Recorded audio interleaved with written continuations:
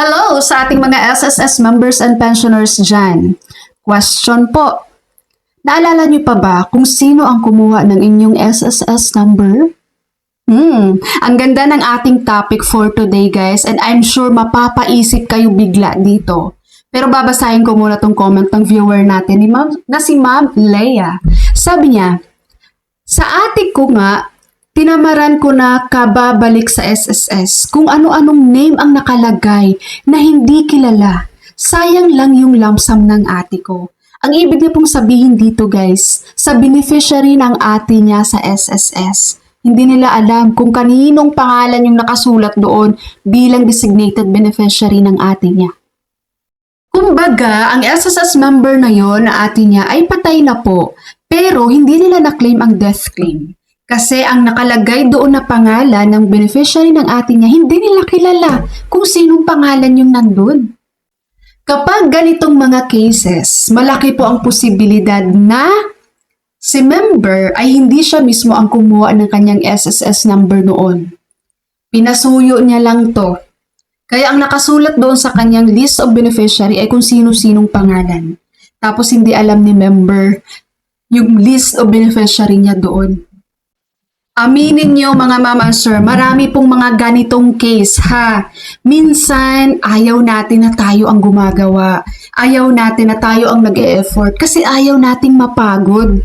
Kaya naghahanap tayo lagi ng ibang tao na pakikisuyuan kung sino ang mag-process. May mga ganito. Kaya ngayon guys, naalala niyo pa ba? Sino ang kumuha ng inyong SSS number?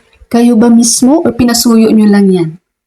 Di ba yung iba nga dito magpo-post pa yan eh. Sino dito ang pwedeng pakisuyuan sa SSS? Sino dito ang nag-a-assist sa SSS? Di ba? Ang hilig sa mga ganon. Kaya naman sa mga SSS members and pensioners natin dyan, kung hindi po kayo sigurado sa beneficiary nyo na nilagay nyo dun sa SSS guys. Nako. Ngayon pa lang po, i-check nyo na po yan. Pumunta kayo mismo sa SSS branch. Manghingi kayo ng update nyo doon sa inyong beneficiary kung sinong nakalagay doon. Kapag hindi naman karapat-dapat yung sinulat nyo doon or gusto nyong mag-update ng inyong beneficiary, mag-update kayo guys. Sa mga nagtatanong po kung paano po ito ma-check online sa ating SSS online account, unfortunately guys, as of today, hindi pa po ito available sa ating SSS online account. Hindi natin makikita doon ang ating list of beneficiary. Kaya kailangan po pag mga ganito, sa SSS branch kayo mismo niyan pupunta. Mag-update kayo guys, huwag yung pahirapan yung mga maiiwan nyo kung sakali man, no? Kasi pag wala ng primary at wala ng secondary, primary ay legal spouse at below 21 years old na anak. Pag wala yan, doon tayo sa secondary, magulang ng member. Pag wala to, sa designated na magbibase sa SSS. So kahit kapatid ka pa, no, na magki-claim ngayon kay SSS, dahil wala na yung mga magulang nyo, titingnan pa rin ni SSS guys ang nasa designated. Kung ikaw kapatid, hindi naman ikaw yung nandun sa designated beneficiary niya, sorry ka. No, hindi ikaw ang beneficiary ng member. Kaya, members dyan and pensioners dyan, i-check nyo guys ang inyong beneficiary. Baka kung sino-sino yung nakalagay doon. Diba? Baka pinasuyo nyo lang din yan dati guys. Naku, ang dami ditong mahilig sa pasuyo-pasuyo pagdating po sa pag-process.